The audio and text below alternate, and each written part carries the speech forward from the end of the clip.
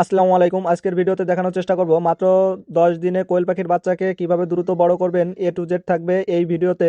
তাই ভিডিওটি মনোযোগ দিয়ে দেখবেন। প্রথম 24 ঘন্টা ইনকিউবেটর থেকে বের করার পরে কোয়েল পাখিগুলোকে যেখানে ব্রুডিং করবেন সেই জায়গাটা পরিষ্কার এবং শুকনো রাখার চেষ্টা করবেন এবং শুকনো জায়গায় ব্রুডারটা তৈরি করবেন।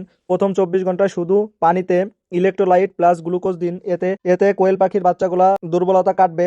তাপমাত্রা ঠিক রাখার জন্য অটো যে কন্ট্রোলারটা আছে এই কন্ট্রোলার ব্যবহার করবেন, তাহলে তাপমাত্রা কত ডিগ্রি আছে এটা বুঝতে পারবেন। প্রথম 1 থেকে 3 দিন তাপমাত্রা রাখবেন 35 ডিগ্রি, 4 থেকে 7 দিন 30 থেকে 32 ডিগ্রি, 8 থেকে 10 দিন 28 থেকে 30 ডিগ্রি। তাপমাত্রা কম হলে দেখবেন যে কোয়েল পাখির বাচ্চাগুলা এক জায়গায় জড়ো হয়ে আছে বা একটার উপর একটা উঠে আছে। সেক্ষেত্রে বুঝবেন যে আপনার ব্রুডারের ভিতরে সঠিকভাবে তাপমাত্রা পাচ্ছে না, এজন্য তাপমাত্রা বাড়াই দিতে হবে। প্রথম 10 দিন খাবার দিবেন। প্রথম দিন খাবার দিবেন এবং যে খাবারটা স্ট্যাটাস যে খাবারটা দিবেন এই খাবারটা গুঁড়ো করে তারপরে দিবেন। যেহেতু কোয়েল পাখির বাচ্চা অনেক ছোট হয়, সেক্ষেত্রে ওরা ওই বড় খাবারটা খেতে পারবে না। স্ট্যাটাস যে গুঁড়ি খাবারটা বাজারে কিনতে পাওয়া যায় এই খাবারটাই গুঁড়ি করে তারপরে ওদের দিবেন।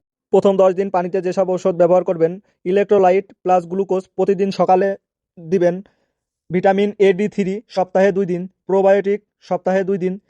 অ্যান্টিবায়োটিক যদি আপনার কোয়েল পাখিগুলো অসুস্থ থাকে তাহলে অ্যান্টিবায়োটিক ব্যবহার করবেন।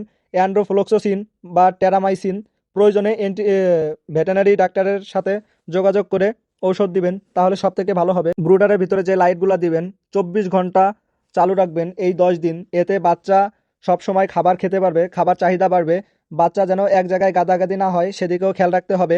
প্রতিটি বাচ্চার জন্য ফ্রি স্পেস রাখা জরুরি, না হলে কোয়েল পাখি মারা যাওয়ার সম্ভাবনা থাকে। এজন্য আপনার কোয়েল পাখির যতটুকু প্রয়োজন তার থেকে একটু বেশি জায়গা দিবেন ব্রুডারে, তাহলে সব থেকে ভালো হবে।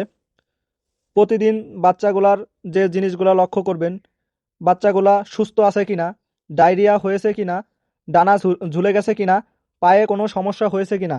বিশেষ করে শীতের সময় কোয়েল পাখির এই সমস্যাগুলো একটু বেশি দেখা দেয়, এজন্য এদিকে খেয়াল রাখবেন। আর একটি গুরুত্বপূর্ণ বিষয় হচ্ছে ব্রুডার সর্বদা শুকনো রাখার চেষ্টা করবেন। খাবার ও পানির পাত্র প্রতিদিন পরিষ্কার করে দিবেন, খাবার এবং পানি।